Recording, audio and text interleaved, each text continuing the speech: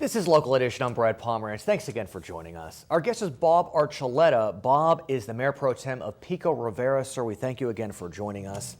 I think many in California have a general excitement about the potential for high-speed rail up and down our state.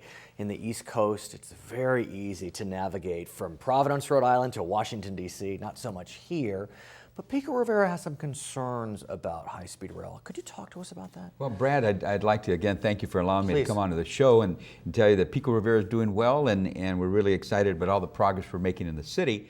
But sometimes progress has to take a back seat to reality. And right now we're obviously talking about the California High-Speed Rail Authority and what's going on there, because the impact that we'll have in Pico Rivera, but not just in Pico Rivera. We're talking about City of Commerce, Montebello, again, Pico Rivera, Santa Fe Springs, Norwalk, La Mirada, and on to Orange County. And to some it may be exciting, but to the City of Pico Rivera, it's not quite that way, because of the fact that it is going to impact the city. We're talking about possibly taking out houses. We're talking about building a viaduct that's just going to wipe out a portion of the city that we're really concerned about. When you talk about taking out houses, I mean that's a very different conversation. Scary. You're right. That is scary. And so what the City of Pico Rivera has done is we've taken a stand. We've asked the legislators in California, Sacramento, to look at our reform that we've sent out.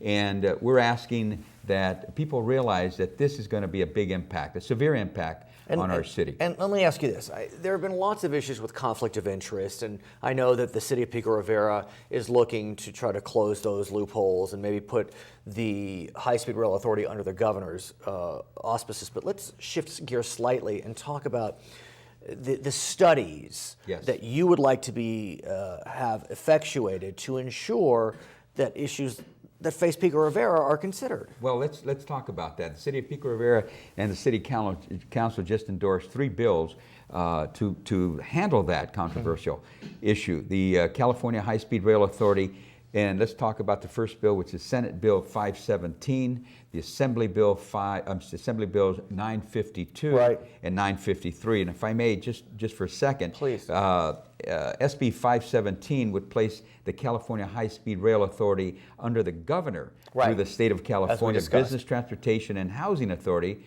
that will enhance legislative oversight of the program and its budget. So that's awfully important. It would also subject the executive director to be appointed by the governor with the advice and consent of the Senate, and would enact conflict of interest provisions, as you had mentioned, for the system and its board members and the staff. So it's an oversight that's desperately needed. And of course, let's go on with AB 952, would impose strict conflict of interest restrictions on High-Speed Rail Authority members, their employees, and their families, and would also prohibit a member or employee of the authority from doing business with the authority for 3 years after termination of employment. What about 953? Well, 953 is the other one. And 953, because it talks about ridership, it would prevent the use of Proposition 1A transportation bond funds for the High-Speed Rail Authority until an adequate environmental study is completed and a new ridership study is completed. New ridership, this is the thing. They're saying, oh, there's going to be an immense number of riders. Well, that has not been completed. That study has not been completed, and that's why it's been widely criticized. So what is truly the ridership? What is the cost? We're talking about billions and billions of dollars that will impact in California. But in the end, could there be a job benefit?